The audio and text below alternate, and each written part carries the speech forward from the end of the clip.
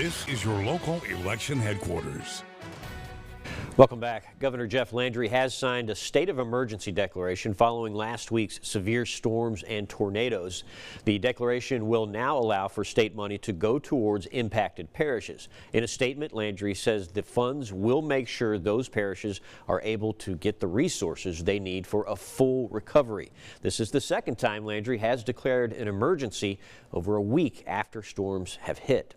The new state police troop assigned to New Orleans, Troop NOLA, has announced a crackdown on ATV drivers who have been taking over city streets. Jordan Lippincott reports.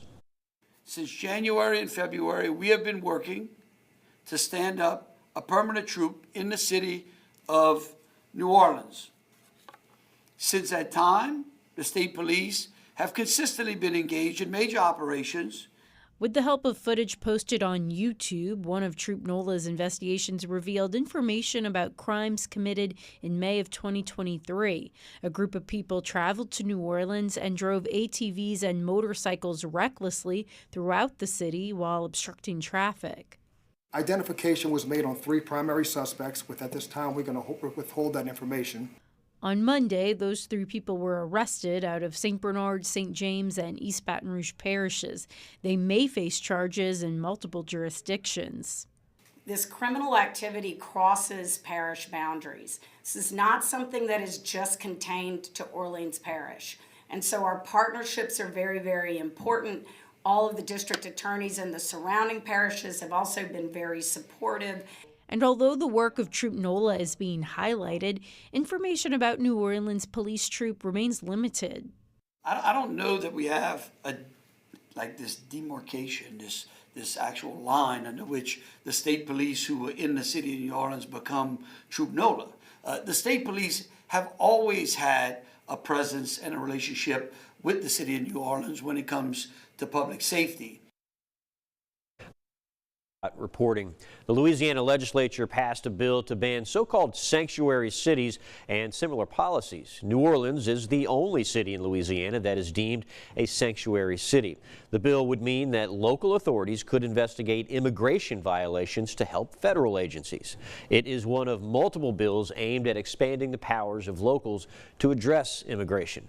Some advocates say it would force the New Orleans Police Department to violate their federal consent decree.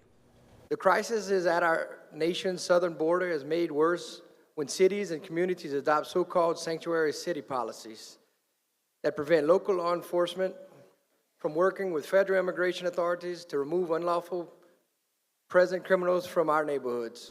Immigration advocates fear this policy could lead to racial profiling. Governor Jeff Landry has taken a hardline stance against illegal immigration. He has made multiple trips to the Texas-Mexico border during his few months in office. The bill now heads to the governor's desk for a signature. Governor Landry and State Superintendent Cade Brumley unveiled a set of recommendations they hope will help teachers have more success with kids in the classroom. Capitol reporter Shannon Heck brings us some insight into what they hope to achieve. The program was crafted by a group of teachers with Superintendent Cade Brumley, and there's a number of objectives that look to give teachers more time to prepare for their classroom instruction and to curb bad behavior by students. Among the 18 recommendations are suggestions to remove students who are repeated disruptions and to involve district attorneys and the juvenile justice system to address absenteeism. These proposals today are a call to action, a call to elevate the teaching profession, a call that keeps students first. One recommendation wants to end teachers reading from curriculum scripts. Despite testimony from lawmakers saying that teachers need to stick to the curriculum, Landry emphasizes this won't change that. Those are 2 very distinct things. A curriculum says these are the subject matters, these are the ideas, and we hope that teachers take that curriculum, put that into their creative teaching talent, and then bring that to bear on the children. Brumley said that teachers often talked about their planning periods not being enough time to get their work done, and they often have to use their personal time to get caught up. The recommendations propose ideas on how to address those, such as supplemental pay. There are a number of bills that look to promote these objectives that the superintendent is pushing that are working their way through the legislative system now. At the Capitol for your local election headquarters, I'm Shannon Hecht.